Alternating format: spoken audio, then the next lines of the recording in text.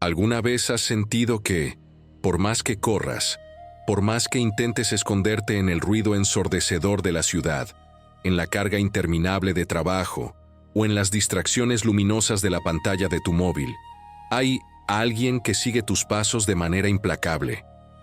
Vivimos en la era de la hiperconexión, una era paradójica, donde mostramos todo en redes sociales, pero donde la privacidad real es el lujo más codiciado. En este contexto digital, la palabra stalker o acosador ha cobrado una fuerza aterradora. Tiene una connotación oscura, peligrosa, casi criminal. Un stalker es alguien que invade tu espacio sin permiso, que no respeta tus límites, que se obsesiona de una manera tóxica y que busca poseer información para controlar. Es la sombra que nadie quiere tener detrás. Pero, ¿qué pasaría si te dijera que hay una canción circulando por ahí, viralizándose entre los jóvenes, que se atreve a aplicar este término tan cargado, con todas sus luces y sus profundas sombras, al mismo Dios creador del universo? El título es directo, casi un golpe en la mesa que te obliga a mirar. Dios es un stalker.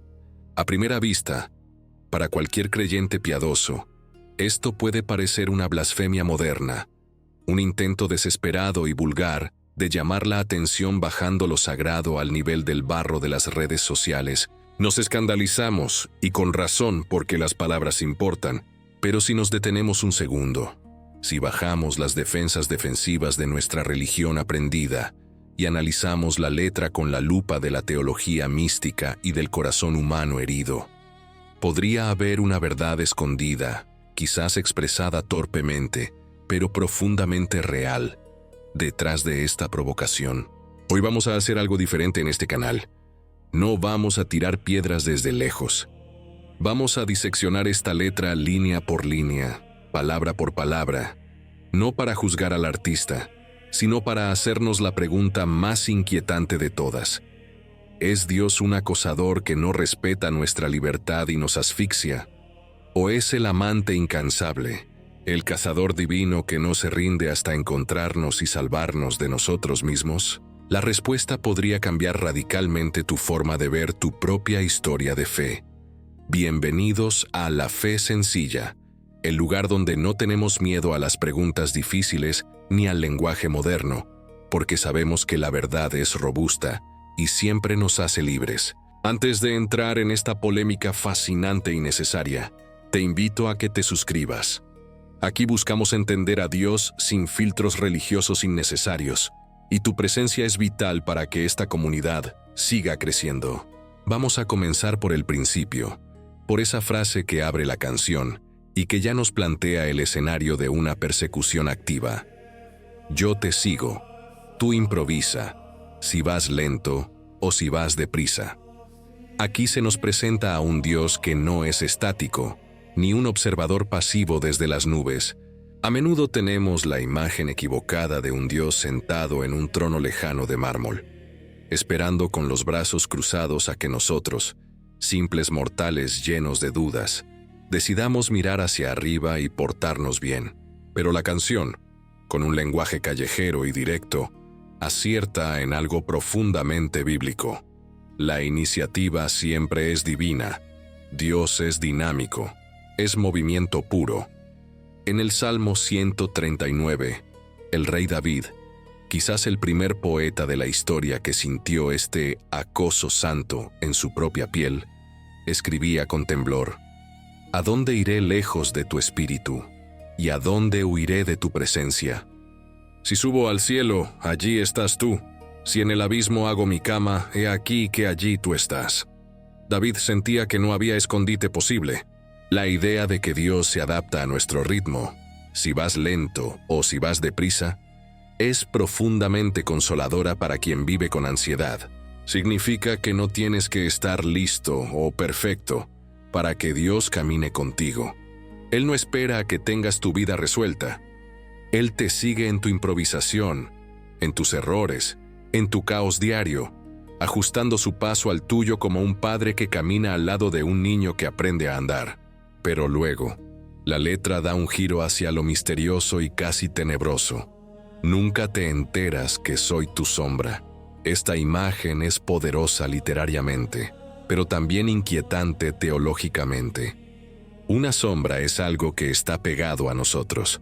Es inseparable de nuestra figura, pero a menudo pasa desapercibida. No le prestamos atención hasta que el sol cambia de ángulo.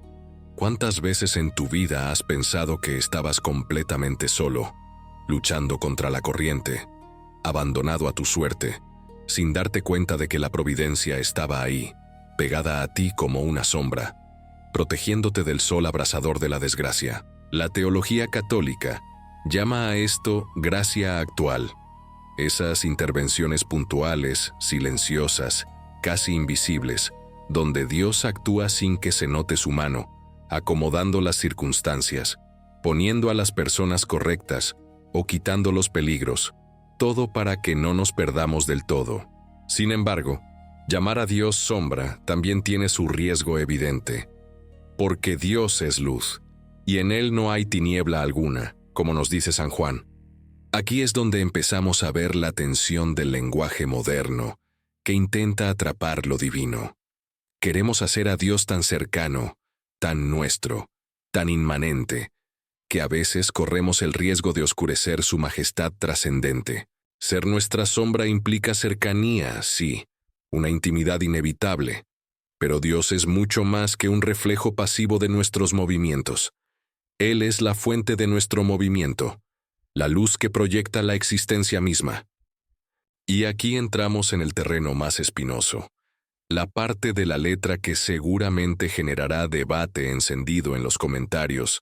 La canción dice: no me gusta hacer intervención divina, pero a mi baby yo lo voy a stalkear, pa' poderlo enamorar. Vamos a detenernos aquí un buen rato y respirar hondo. Intervención divina versus stalkear. ¿Cuál es la diferencia real? La intervención divina clásica, el milagro grandioso, a veces se siente lejana, reservada para los santos de las estampitas, pero stalkear es un término que todos entendemos hoy. Implica una búsqueda obsesiva de información, una presencia constante en el perfil del otro, un mirar sin ser visto, un saber a qué hora te conectas y con quién hablas. ¿Es esto digno de Dios? ¿Es Dios un voyeur cósmico? Aquí es donde debemos tener un cuidado quirúrgico con las palabras. Un stalker humano es tóxico y peligroso, porque busca poseer al otro para su propio beneficio, para llenar su propio vacío, sin respetar la privacidad ni la dignidad de su víctima. Dios, en cambio, nos investiga.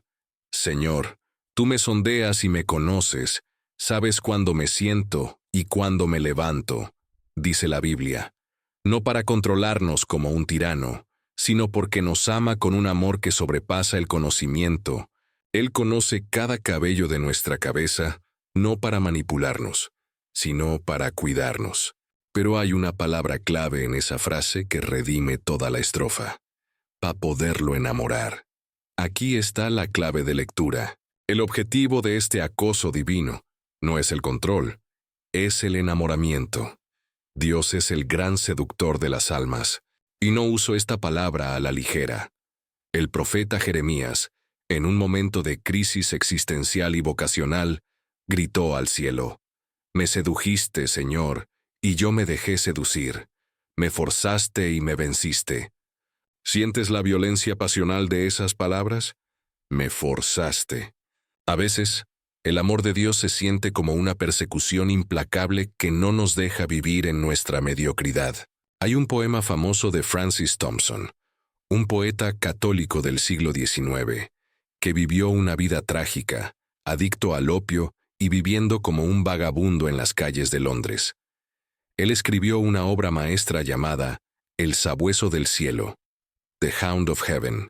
En ella, describía a Dios no como un ángel suave, sino como un perro de caza que lo perseguía noche y día, incansable, a través de los años y de los laberintos de su propia mente.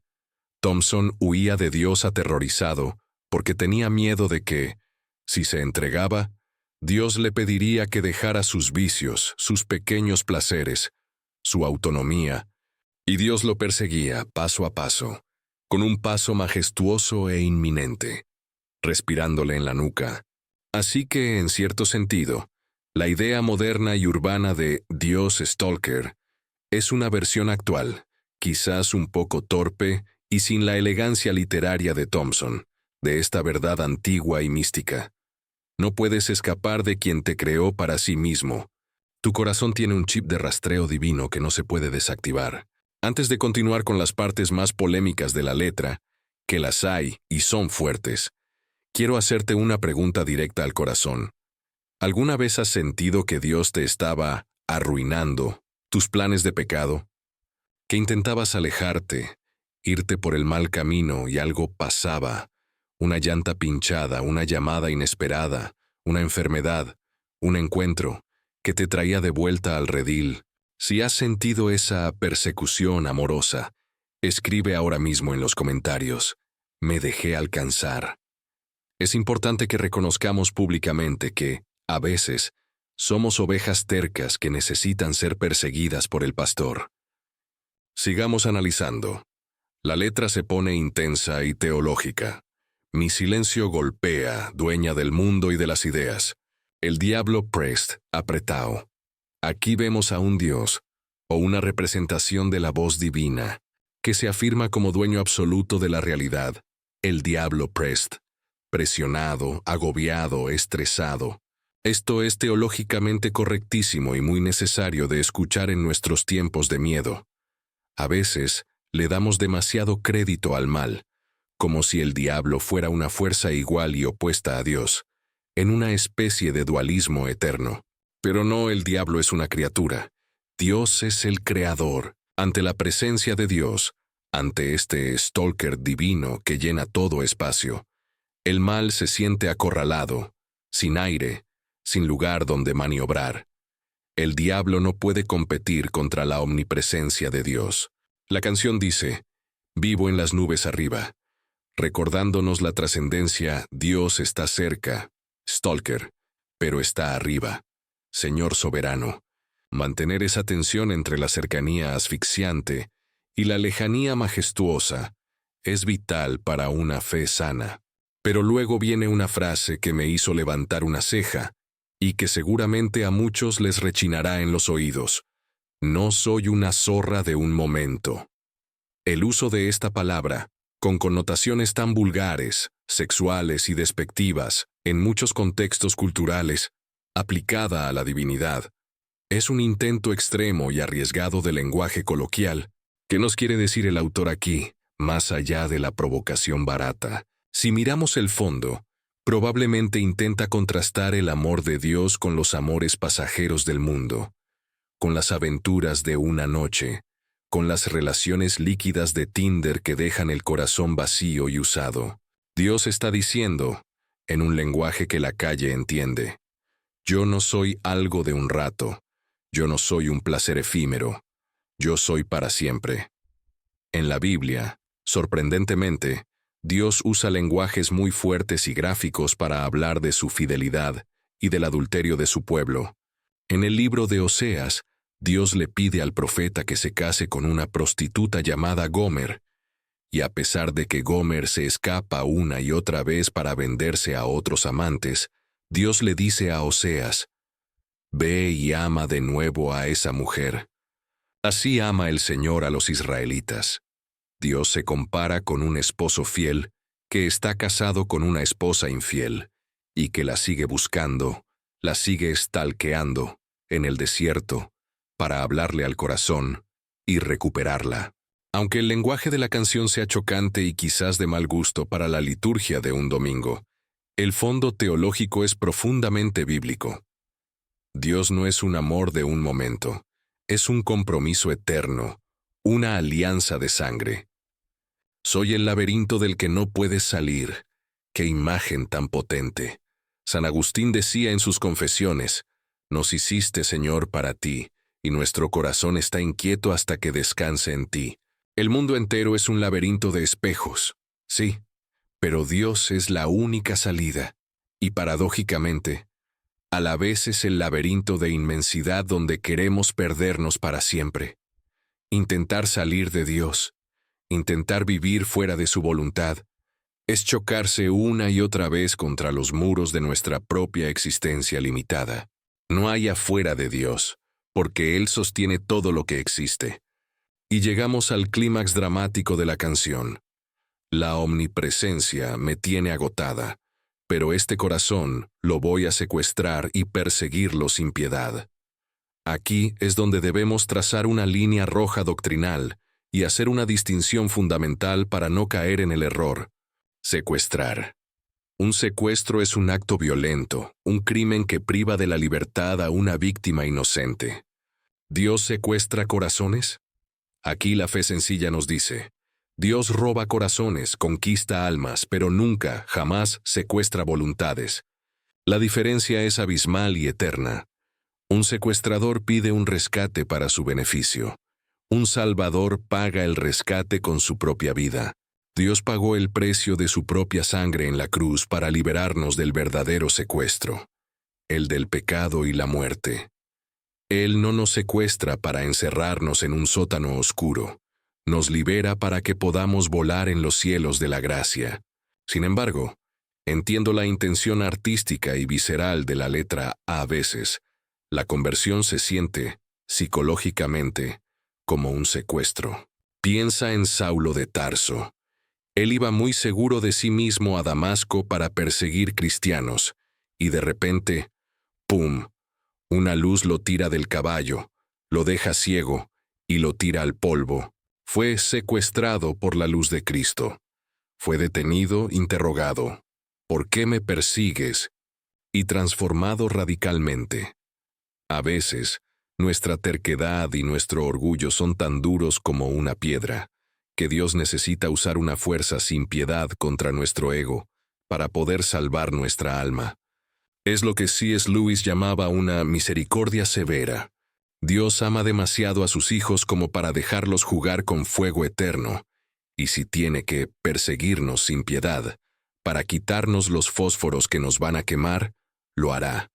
Pero esa falta de piedad es contra el pecado que nos mata, nunca contra el pecador que Él ama. Entonces, después de todo este análisis, ¿cuál es el veredicto de la fe sencilla sobre esta canción?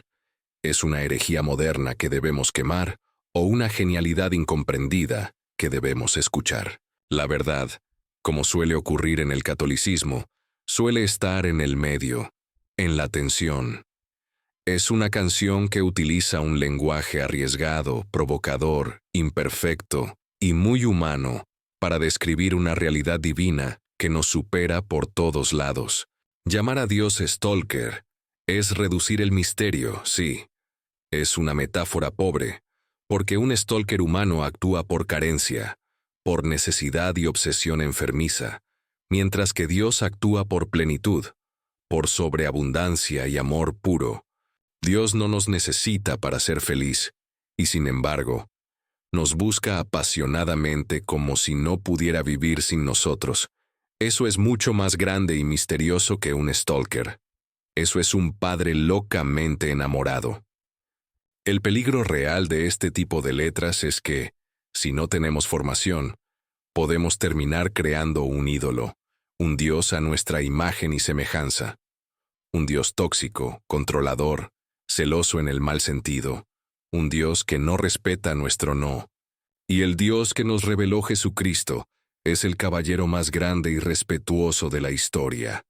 Él dice en el Apocalipsis, «Mira que estoy a la puerta y llamo». Llama toca, no tira la puerta abajo con un ariete. No entra por la ventana como un ladrón o un acosador nocturno. Espera pacientemente a que tú, desde tu libertad, decidas girar el picaporte. Pero, y este es un gran pero que lo cambia todo, mientras tú no abres, Él no se va. Él no se cansa. Él se queda ahí, en el porche de tu vida, bajo la lluvia, esperando, mandándote señales, stalkeándote con puestas de sol gloriosas, con canciones que suenan en la radio, con amigos que te dan un consejo, con dolores que te hacen reflexionar y con alegrías que te hacen agradecer, buscando cualquier pequeña grieta en tu armadura para colarse y decirte al oído que te ama. Quizás en el fondo, necesitamos polemizar un poco con nuestra propia frialdad religiosa. Quizás nos hemos acostumbrado tanto a un Dios de domingo, un Dios educado, predecible y distante, que necesitamos que una canción viral con todo su ruido nos sacuda y nos diga, «Oye, despierta, Dios está obsesionado contigo», no de una manera enfermiza, sino con la pasión del fuego que no se apaga, ni con las muchas aguas. Si esta canción, con todos sus defectos teológicos y su lenguaje de calle, logra que un joven que se siente solo y abandonado en su habitación entienda que no es invisible, que no es un error, que hay un ojo divino que lo mira con amor intenso y no con juicio frío, entonces, de alguna manera misteriosa, ha cumplido una función profética. Al final del día, no importa si lo llamas el sabueso del cielo, como Thompson, el buen pastor que deja las 99 ovejas seguras para buscar a la perdida por los barrancos, o el stalker divino como esta canción, las etiquetas humanas se quedan cortas. Lo que importa, lo único que realmente importa, es que te dejes alcanzar. Deja de correr. Estás agotado de huir de tu propio destino. Estás cansado de buscar saciar tu sed en cisternas rotas. Y Él no se va a cansar de seguirte. La omnipresencia no lo agota, porque su energía es el amor infinito que mueve el sol y las estrellas. Deja que te secuestre el corazón, no para encerrarte en una religión de miedo y cumplimiento, sino para llevarte a la libertad gloriosa de los hijos de Dios. Porque el único laberinto del que no quieres salir, te lo aseguro, es el abrazo eterno de tu Padre.